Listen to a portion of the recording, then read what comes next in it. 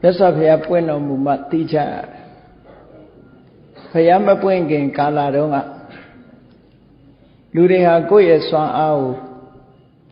ကိုယုံကြည်မှုအားနည်းနေကြဒါကြောင့်မို့လောကကြီးမှာကဘာဥကာလကစပြီးတော့လူတွေဟာကိုယ်ွယ်ရာအမျိုးမျိုးရှာဖွေပြီးတော့လာကြလို့တဘာဝအင်အားစုကြီးတွေကိုကြောက်လန့်ပြီးတော့တဘာဝအင်အားစုကြီးတွေဟာဖန်ဆင်းနိုင်တဲ့စွမ်းအားရှိတယ်လို့ယူဆပြီးလူတွေဟာကိုယ်ွယ်လာခဲ့ကြတယ်ဒါမြတ်စွာဘုရားကိုယ်တိုင်ဟောတဲ့တရားထဲမှာလည်းပဲဒီအဓိပ္ပာယ်မျိုးပါရှိတယ်ပေါ့နော်လောကမှာကိုယ်ွယ်မှုတွေအမျိုးမျိုးလူတွေကိုယ်ွယ်နေကြတာဒီကနေ့ခေတ်မှာတောင်မှပဲဒီကိုယ်ွယ်မှုတွေမကင်းသေးဘူးလေအဲ့တော့ဒီကိုယ်ွယ်မှုတွေအားထားမှုတွေဟာတကယ်ကောအားထားရအစစ်ဖြစ်ပါရဲ့လားလို့ဆိုတာမြတ်စွာဘုရားပွင့်တော်မူတဲ့အခါမှာကိုယ်ွယ်အားထားရအစစ်ဆိုတာဘုရားဟောမှဘုန်းကြီးတို့တွေသိခွင့်ရကြတယ်အနုဆိုလို့ရှိရင်အာကိုရမဟုတ်တဲ့ဟာတွေကိုအာကိုပြီးတော့ဘဝခရီးမှာနင်မွန်းသွားကြတဲ့ပုဂ္ဂိုလ်တွေလည်းမြောက်များစွာရှိတာမြတ်စွာဘုရားကလူတွေဟာကိုယ်စွမ်းအားကိုမသိကြသည့်အတွက်ကြောင့်ဘာတွေကိုယ်ွယ်လာကြသလဲဆိုတာဓမ္မပါဠိပါဠိတော်မှာထုတ်ဖော်ပြီးတော့ဟောထားတာရှိတယ်ဘဟုံဝေတရဏံယန္တိပပ္ပတာနိဝနာနိသအာရမရုက္ခစေတယာနိမနုဿဘယတိစိတာတဲ့မြတ်စွာဘုရားတရားတော်တွေဟာအလွန်ပဲပြည့်စုံတယ်လောကလူတွေဟာဘဟုံဝေတရဏံယန္တိလူအများစုတွေကဘာတွေကိုယ်ွယ်ကြတော့ဆိုပပ္ပတာနိဝနာနိသတောင်တွေကိုယ်ွယ်တယ်တောတွေကိုယ်ွယ်တယ်တောင်တွေကိုမျိုးမျိုးပြောပြီးတော့ဒီတောင်မှာတကူကြီးတဲ့နတ်ကြီးတွေရှိတယ်လို့ဆိုပြီးတော့တောင်ဆောက်နတ်မင်းပေါ့တောင်ကိုကိုယ်ွယ်ရာကနေပြီးတော့စိတ်ကူးထဲမှာတောင်ဆောက်နတ်မင်းတွေဖန်တီးပြီးတော့ကိုယ်ွယ်လာကြပပ္ပတာနိဝနာနိသတောကြီးတွေကိုယ်ွယ်လာကြတယ်အာရမရုက္ခစေတယာနိအယံဥယျာဉ်ကြီးတွေလူတွေကိုယ်ွယ်တဲ့တစ်ပင်လို့ဆိုတဲ့စေတိယဆိုတဲ့ရုပ်တစ်ပင်တွေကိုယ်ွယ်ကြတယ်ဘာဖြစ်လို့ဒီလိုကိုယ်ဝေရမဟုတ်တဲ့အရာတွေကိုလူတွေဟာကိုယ်ဝေနေကြသလဲလို့ဆိုဘယတိစိတာအမှန်မသိတော့လူတွေဟာကြောက်တယ်ဘာကိုကြောက်တာတုံးလို့ဆိုဆင်းရဲမှကြောက်တယ်ဆင်းရဲမှသိကြောက်တယ်ဘေးရန်အန္တရာယ်ကလွတ်ရလွတ်ချောင်းဒါတွေကိုကိုယ်ဝေအားထားမယ်ဆိုရင်ဘေးရန်အန္တရာယ်တွေကလွတ်နိုင်တယ်လို့တွေးတောပြီးတဲ့အခါမှာဒါတွေကိုကိုးကွယ်ကြတယ်အဲ့ဒီကိုးကွယ်လိုက်တဲ့အချိန်နဲ့သဘာဝရဲ့ပြောင်းလဲမှုတွေဆိုတာလေသူကသူစင်စစ်မပြတ်ပြောင်းတာတွေရှိတာဟုတ်တိုက်ဆိုင်မှုတွေဖြစ်သွားတဲ့အခါကျတော့ဩငါတောင်းပန်လိုက်လို့ငါကိုးကွယ်လိုက်လို့ဒီဘေးရန်အန္တရာယ်တွေငြိမ်းသွားတယ်ဆိုပါစို့မုန်တိုင်းကြီးကြမုန်တိုင်းကြီးကြနေတဲ့အခါကျတော့အခုခေတ်ဗုဒ္ဓဘာသာဝင်တွေသူတော်စင်တွေကတော့မုန်တိုင်းကြီးတိုက်လာပြီဆိုရင်ဖျားနဲ့ဖျားကိုတကြမှာပေါ့နော်အဲ့ဒီခေတ်တုန်းကဖျားဆိုတာမသိသေးတဲ့လူတွေကဒီမုန်တိုင်းကြီးဟာ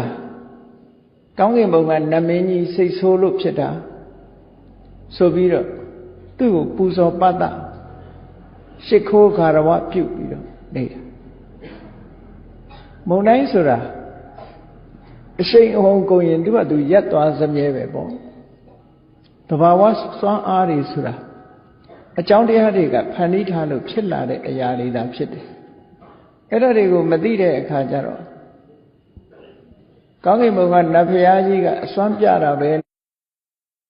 လို့ဆိုပြီးကြောက်လန့်ပြီးလူတွေက ကိုယ်ွယ်လိုက်တဲ့အချိန်တန်းတားလိုက်တဲ့အချိန်မှာမုန်တိုင်းဟာသဘာဝအတိုင်းတဖြည်းဖြည်းရောကျသွားတော့လူတွေစိတ်ထဲမှာဘလို့ဆွဲလာတော့ဆိုငါပူဇော်လိုက်လို့တောင်းပန်လိုက်လို့ဒီမုန်တိုင်းကြီးဟာရောကျသွားတယ်လို့တိုက်ဆိုင်မှုတွေကိုပြောတာနော်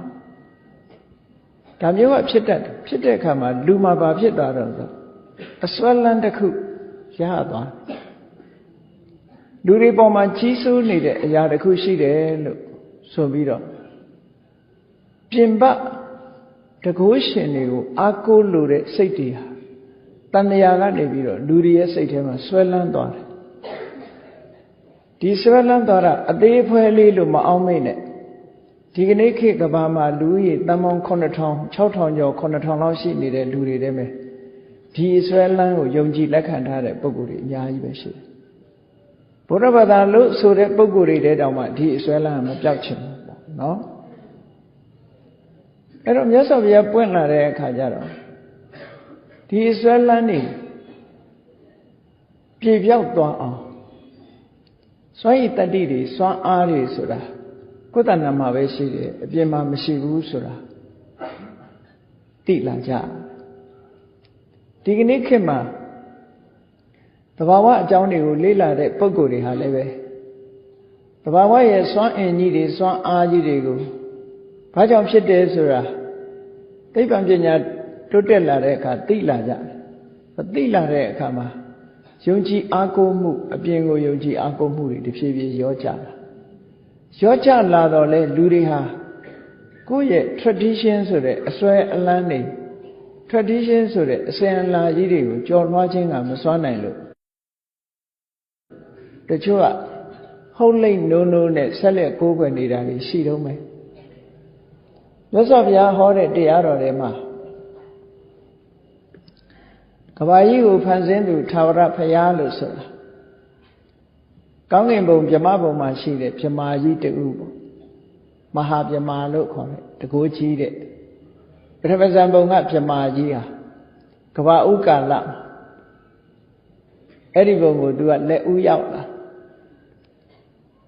လာတဲ့အခါမှာ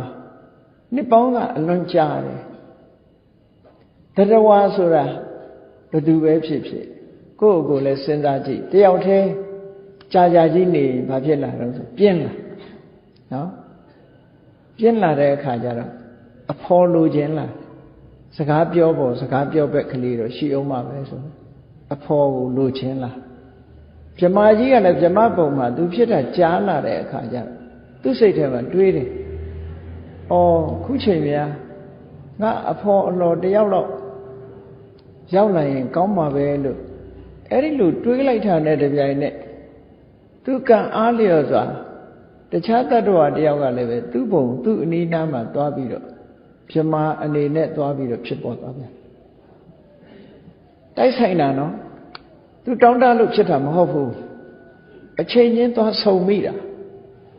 အဲ့ဒါကိုပြောတာဗမာစကားမှာလဲထမ်းသီးကြွေခိုက်ကြီးပြန်ခိုက်တယ်နော်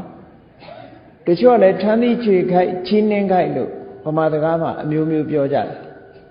တကယ်စာနဲ့ပေနဲ့အမှန်ဆိုလို့ရှိရင်ထမ်းသီးကြွေခိုက်ကြီးပြန်ခိုက်ကမှအမှန်နော်ထမ်းသီးကြွေခိုက်ကြီးနှင်းခိုက်ကိုအဓိပ္ပာယ်ဘယ်လိုဖော်ကြတော့လို့ဆိုကြီးကလည်းအနားလိုက်ခြားသီးကလည်းကြွေသွားတယ်ပေါ့တိုက်ဆိုင်သွားတယ်ပေါ့ကြီးနာလို့ကြွေတာမဟုတ်ဘူးခြားသီးကလည်းကြွေမဲ့အချိန်ကြီးကလည်းအနားတိုက်ဆိုင်မှုကိုပြောတာနော်အဲ့ဒီစကလုံးရဲ့ရင်းမြစ်ကဘယ်ကလာတာတော့ဆိုအိန္ဒိယနိုင်ငံလာတဲ့စကလုံးအိန္ဒိယနိုင်ငံမှာစာပေမှာဘယ်လိုသုံးလို့ဆို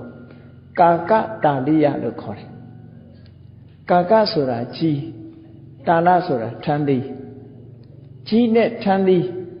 တိုက်ဆိုင်မှုဖြစ်တာကိုအသုံးပြုပြီးတော့ကာကတာလိယအဲ့ဒီကနေဆက်နွယ်လာပြီးတော့မြန်မာစကားပုံနဲ့ရောက်လာတာထမ်းသီးကြွေခိုက်